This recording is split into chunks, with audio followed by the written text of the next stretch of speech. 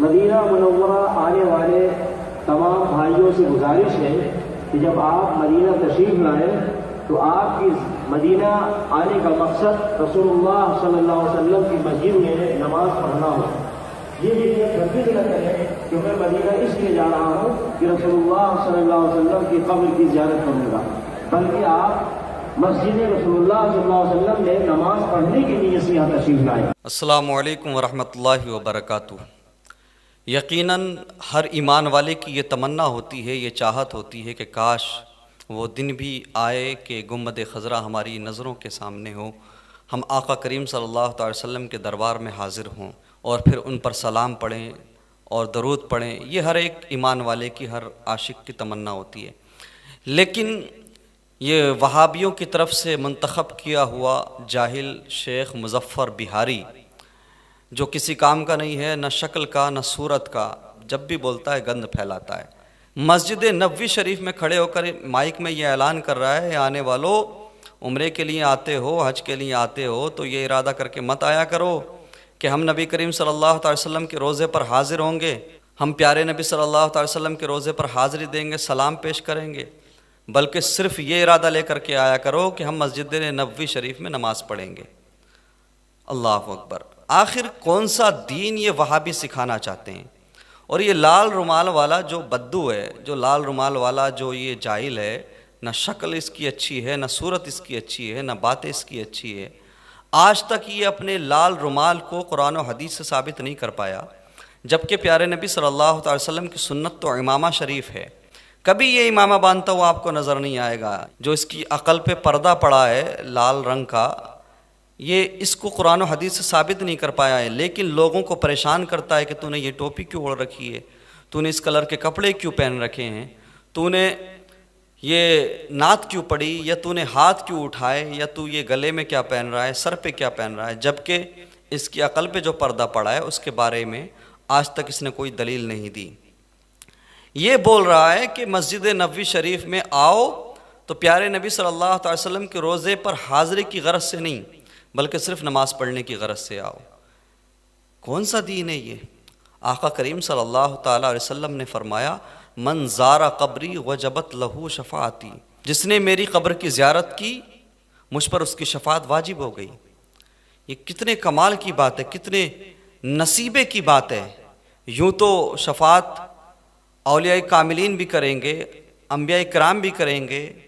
اور بزرگوں کے صدقے میں بھی لوگوں کی شفاعت ہوگی، لیکن جو ایمان کی حالت میں مصطفیٰ کریم صلی اللہ علیہ وسلم کے روضے پر حاضر ہو، آقا کریم صلی اللہ علیہ وسلم کی قبر شریف کی زیارت کرے، اس کی شفاعت کا ذمہ مصطفیٰ کریم نے لیا ہے، اس کے حصے میں مصطفیٰ کریم کی شفاعت آئے گی۔ لیکن یہ بول رہا ہے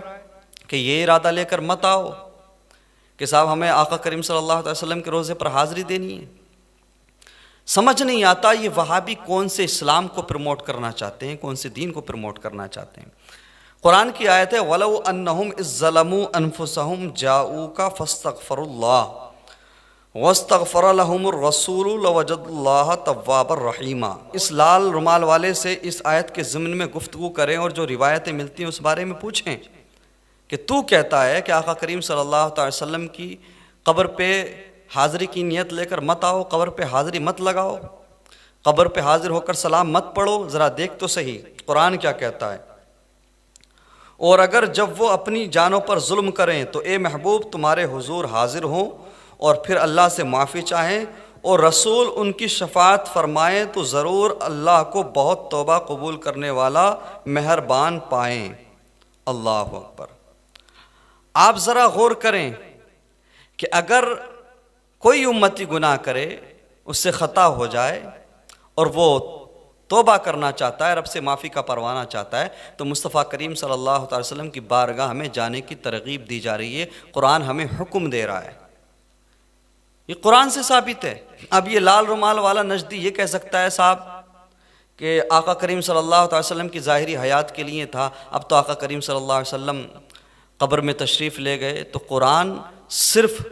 آقا کریم صلی اللہ علیہ وسلم کی ظاہری حیات کے لیے نہیں تھا، قیامت تک کے لیے تھا۔ اور ساتھ ہی ساتھ میں ایک روایت رکھ دوں کہ آقا کریم صلی اللہ علیہ وسلم کے وصال کے بعد بھی جو لوگ قبر انور پر حاضر ہوئے ہیں اور توبہ کی ہے اللہ کی بارگاہ میں آقا کریم صلی اللہ علیہ وسلم کو وسیلہ بنا کر،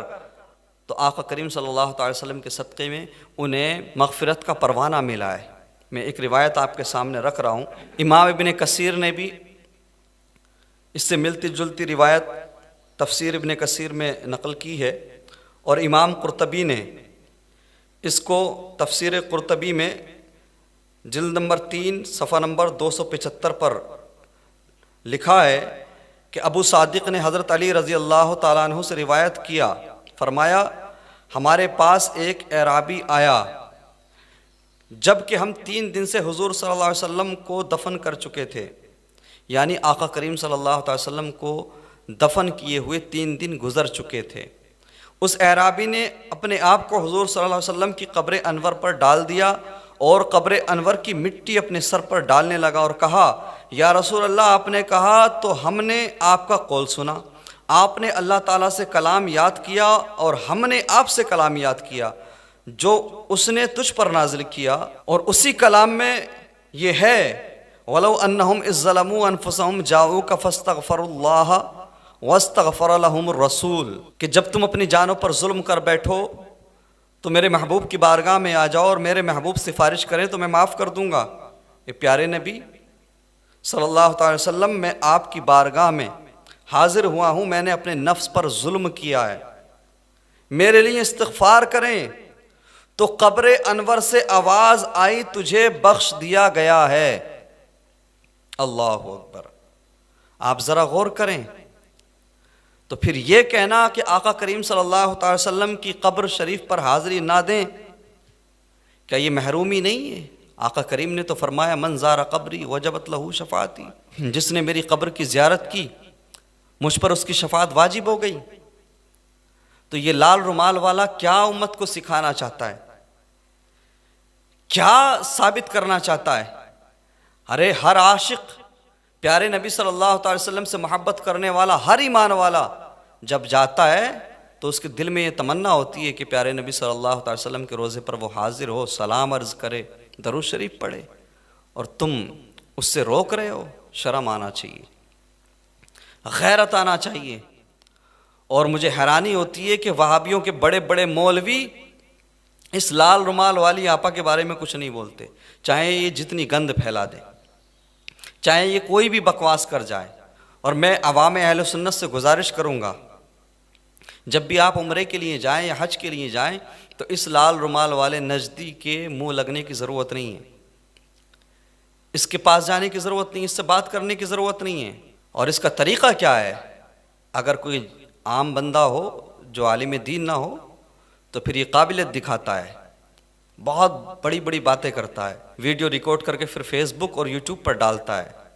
شاڑا بنتا ہے، اور جب کسی عالم سے سامنا ہوتا ہے تو یہ بھاگ کھڑا ہوتا ہے، پھر نہ بات کرنے کو تیار ہوتا ہے اور نہ پھر جواب دینے کو تیار ہوتا ہے، پھر کہتا ہے ہمیں آپ کی سننی نہیں ہے، ہمیں تو صرف اپنی بات کرنی ہے۔ یہ دیکھیں آپ اس کی اوقات، اس کی حیثیت۔ حیرت ہوتی ہے کہ وہاں کی حکومت نے لال رومال والے جیسے بغیرت لوگوں کو دور دراز سے آئے مسلمانوں کو پریشان کرنے کے لیے چھوڑ رکھا ہے، اس پر کوئی ایکشن نہیں ہوتا۔ ذرا سوچئے تو صحیح، لوگ اتنا لمبا سفر طے کر کے جاتے ہیں، کیا کیا آرزو تمنا لے کر جاتے ہیں، کیا کیفیت ہوتی ہے ان کی، اور یہ وہاں پر لوگوں کے کپڑوں کے رنگ کو لے کر لڑتا ہے، لوگوں کی ٹوپی کو لے کر لڑتا ہے،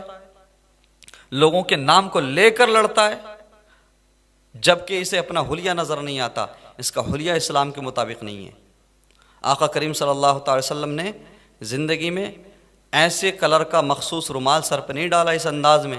جیسے یہ ابابیل بن کے گھومتا پھرتا ہے پوری مسجد نبوی شریف میں۔ اللہ تبارک و تعالی امت مسلمہ کو ہر طرح کے فتنے سے محفوظ رکھے